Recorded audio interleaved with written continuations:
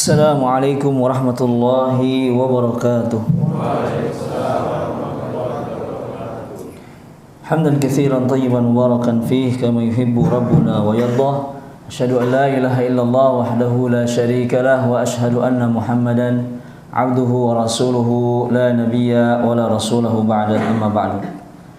Rekan-rekan sekalian yang dirahmati oleh Allah Subhanahu wa taala, kalau saya berdiri di sini kemudian mengumumkan barang siapa yang tarawih pada malam hari ini mendaftarkan namanya di depan.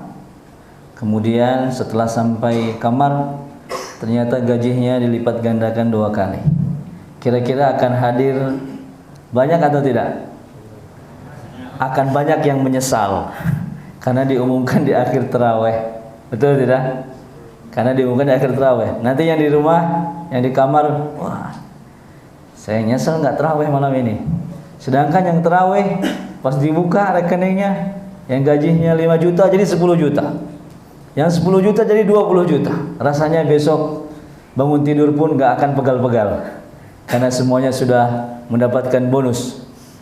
Demikianlah yang Allah Subhanahu wa taala janjikan kepada kita di bulan Ramadan ini. Mungkin tidak berupa nominal uang, tetapi Allah mengatakan kullu amali ibni adam lahu illa siyam wa ana ajzi bihi. Seluruh amalan ibnu Adam untuknya, semuanya sudah ditetapkan. Salat ke masjid lebih baik 27 derajat dibanding salat di tempat masing-masing sendirian tidak berjamaah, sudah ditetapkan. Tetapi puasa ini pahalanya siapa yang menentukan nominalnya? Allah Subhanahu wa taala. Dan Nabi SAW juga mengabarkan yang lainnya. Nabi SAW pernah mengatakan sesungguhnya akan masuk surga dalam umatku ini 70.000 golongan. Dia akan mendapatkan tiket surga, yang mana tiket ini membuat dirinya tidak dihisab dan tidak diazab. Siapa kira-kira yang ingin masuk surga tanpa ditanya oleh Allah Subhanahu wa taala? Kemudian Allah mengatakan kepada antum, saya namanya Asep bin Maman masuk ke surga. Padahal dosanya banyak, tetapi Allah mengatakan masuk saja ke surga. Kira-kira bahagia tidak? Bahagia. Siapa lagi misalnya? Dodi masuk ke surga, tidak ditanya apa-apa oleh Allah. Dan itu ada berapa? 70.000 orang dari umat Nabi Muhammad SAW yang akan masuk surga begitu saja, tanpa ditanya, tanpa dihisab, dan tanpa disakiti oleh Allah Subhanahu wa taala. Dan ini terjadi di masa Nabi SAW saat mengatakan hadis ini, yaitu hadis yang diriwayatkan oleh Amr bin Husain radhiyallahu taala anhu. Husain bin Abdurrahman, an Husain bin Abdurrahman, hadis dari Husain bin Abdurrahman, ia mengatakan ketika aku duduk bersama Sa'id bin Jubair, kemudian dia mengatakan ayyukum ra'al kawkab alladhi yanqadha al-barihah. Sa'id bin Jubair mengatakan siapa yang tadi malam melihat bintang jatuh? Akhirnya Husain bin Abdurrahman mengatakan saya melihatnya. Jadi Sa'id bin Jubair mengatakan tadi malam siapa yang tahu hujan tadi malam? Tadi malam hujan enggak? Wah, ana enggak tahu, habis tarawih langsung pulang enggak terdengar hujan. Nah, orang ini juga sama. Siapa yang lihat bulan jatuh, bintang jatuh tadi malam? Kemudian Husain mengatakan saya yang melihatnya. Tetapi dia mengatakan walakin lam akun usalli, tetapi aku bukan karena salat malam. Karena yang bangun malam berarti dia apa? Dia salat tahajud. Tetapi Husain bin Abdurrahman ini tidak mau orang mengira bahwa dirinya tadi malam melihat bintang jatuh, sementara dirinya sedang melakukan apa? Tahajud. Walakinni ludigtu, tapi saya bangun semalam itu karena digigit kalajengking. Jadi bangun malamnya karena apa? Digigit kalajengking. Mungkin seperti kita bangun malam bukan tahajud, tapi ingin kencing, setelah kencing tidur lagi, betul tidak? Atau ingat mungkin barang di luar kehujanan kemudian dimasukkan lagi. Kemudian Sa'id bin Jubair mengatakan apa yang engkau lakukan ketika digigit oleh kalajengking itu? Irtaqaitu, saya meminta diruqyah. Kemudian Sa'id mengatakan, kok kamu diruqyah? Apa dalilnya? Akhirnya Husain bin Abdurrahman mengatakan sesungguhnya aku mendengar Sya'bi bahwasanya ia mendengar Buraidah bin Husain mengatakan la ruqyata illa min ainin aw hummatin. Tidak ada ruqyah kecuali pada dua hal. Yang pertama digigit kalajengking, dan yang kedua adalah karena pandangan ain.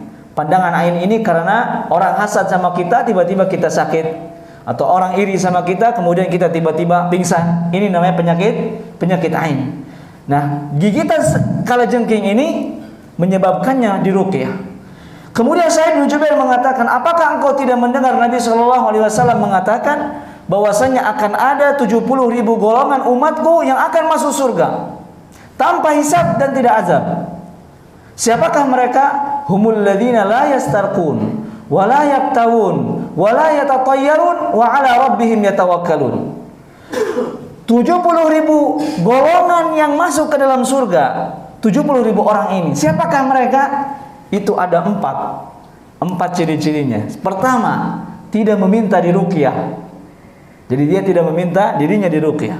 Wala yaktawun, dia tidak pernah meminta diobati dengan kai.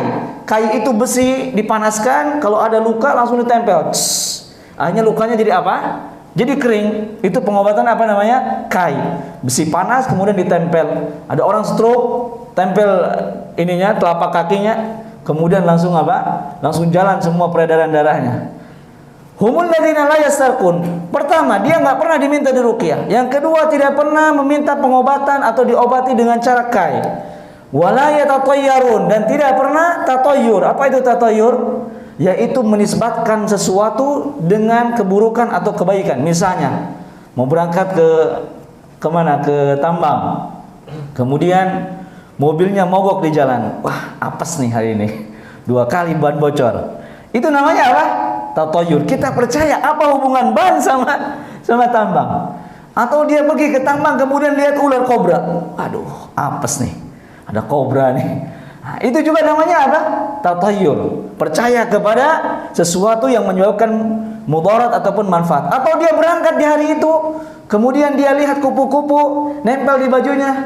Hoki hari ini. Atau dia, wah hujan hari ini. Bisa senang kalau hujan. Iya tidak? Nah, itu tatayyur, tidak boleh.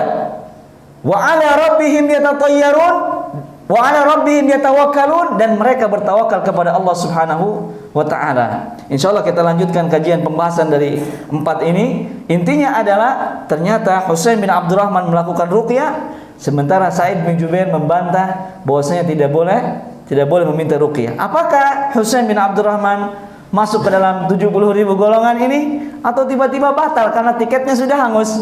Nah, maka insyaallah kita akan bahas pada pertemuan berikutnya. Intinya adalah bersemangatlah dalam beribadah kepada Allah Subhanahu wa taala. Ternyata ilmu Allah Subhanahu wa taala sangat luas. Janganlah berselisih, karena setiap perselisihan, setiap permusuhan akan mendatangkan kekerasan di dalam hati sehingga kita semua menjadi bermusuh-musuhan dan akhirnya mendapatkan dosa. Demikian dapat disampaikan, semoga mendapatkan manfaat. Wassallallahu ala nabiyina Muhammad wa ala alihi washabihi ajmain. Wa akhiru da'wana alhamdulillahirabbil alamin. Assalamualaikum warahmatullahi wabarakatuh.